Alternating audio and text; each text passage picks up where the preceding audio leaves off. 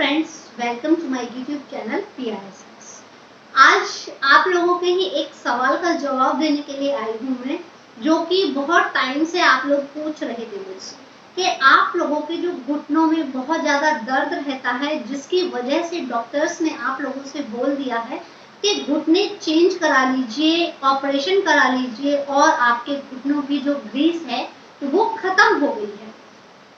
अब हम जानेंगे कि इसका रीजन क्या है। सबसे बड़ा देखिए, आज के टाइम में कुछ भी रीजन हो सकता है। या आपका वेट बहुत ज्यादा हो चुका है, यानी आपने वेट बहुत ज्यादा गेन कर लिया है। दूसरा रीजन हो सकता है कि आप बहुत ज्यादा वर्कआउट करते हैं या बहुत कम वर्कआउट करते हैं, या फिर आप लोग बाहर की चीजें बहुत ज्यादा खाते हैं, या आप लोगों का काम ऐसा है जिससे कि आपको 8-8 घंटे कंटिन्यू बैठना ही पड़ता है। तो इनमें से कोई भी कारण हो सकता है आपके घुटनों की ग्रीस खत्म होने, या हो सकता है कि आप लोग योगा, एक्सरसाइज या इस तरह का वर्कआउट बिल्कुल भी नहीं करते हैं, जबकि ये बहुत ही जरूरी है। और इससे भी जरूरी है मालिश करना। देखिए, हमारा जो शरीर है उसमें जो नसें हैं उनको पोषण देने के लिए हम लोगों को उन्हें मॉइस्चराइज करके रखना ही होता है। और मॉइस्चराइज किस चीज से होगा? तो जब हम उन नसों की अच्छे से मालिश करेंगे। तो आज मैं आप लोगों को 2 तरीके बताऊंगी जिससे कि आप लोगों के घुटनों की ग्रीस वापस आ जाएगी। जो आपके घुटनों में कट कट की आवाज आती है वो नहीं आएगी। और अगर आप लोग चलते हैं तो आपके जो पैर हैं या घुटने हैं वो लचक जाते हैं। आप लोगों को ऐसा लगता है कि जैसे अब हम चल रहे हैं और चलते चलते ही गिर जाएंगे, जिनको हम लोग ड्रैक्स भी बोलते हैं। तो इस तरह से आज मैं आपकी इन सभी प्रॉब्लम्स को सोल्यूशन लेकर के आई हूँ। तो देखिए, आप लोगों को क्या करना है। जो हमारी हड्डियां हैं उसमें 90% कैल्शियम से ही बनी हुई होती है। तो कैल्शियम का सबसे जो अच्छा स्रोत है, अगर हम लोग घर पर ही देखें, जो आप होम रेमेडी के तौर पर अगर मैं आप लोगों को बताऊं, तो सबसे अच्छा जो तरीका है कैल्शियम को एब्जॉर्ब करने का वो है चूना।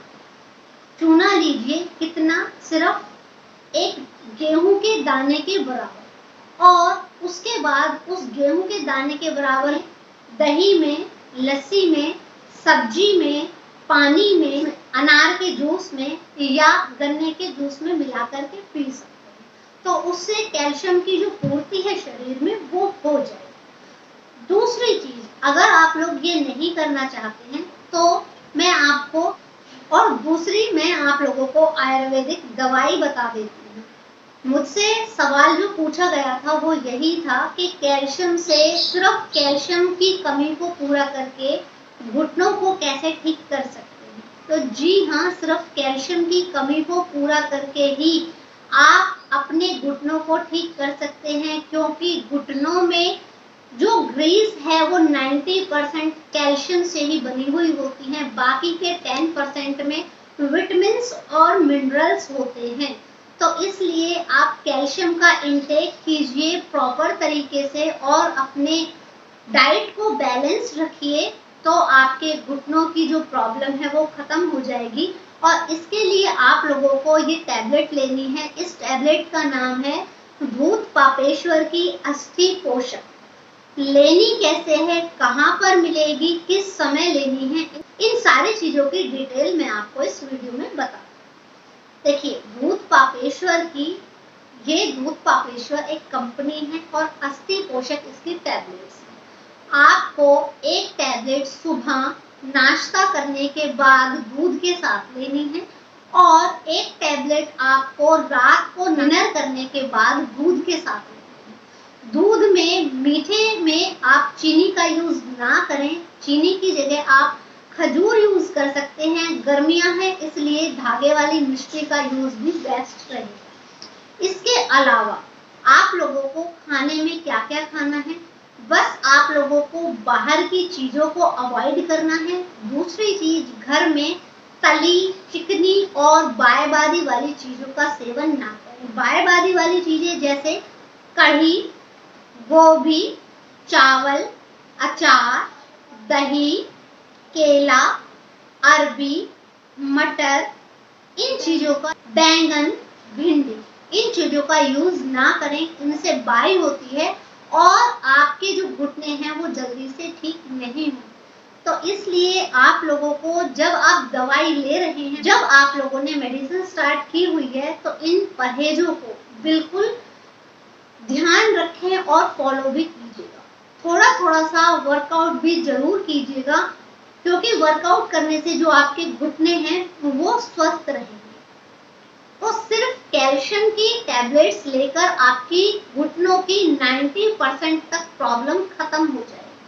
तो इस तरह से आप सिर्फ एक एक टैबलेट लेने के बाद आपकी जो प्रॉब्लम है वो 90% तक खत्म हो जाएगी। हाँ, इस टैबलेट के साथ मैं आपको एक चीज और बता देती हूँ, और जो कि मैं हर वीडियो में आप लोगों को बताती हूँ, कि पेट साफ रखना, क्योंकि रूट कॉज जो है वो है हमारा पेट। किसी भी बीमारी का रूट कॉज हमारा पेट है।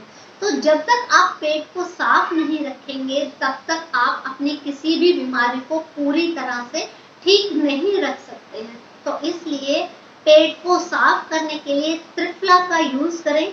त्रिफला क्या होता है, कैसा होता है, कितनी मात्रा में लेना है, इन सारी चीजों से रिलेटेड जानकारी आप लोगों को यहाँ आई बटन में भी मिल जाएगी, और आपको मैंने इसका लिंक डिस्क्रिप्शन बॉक्स में भी दे दिया है, आप वहां से भी चेकआउट कर सकते हैं।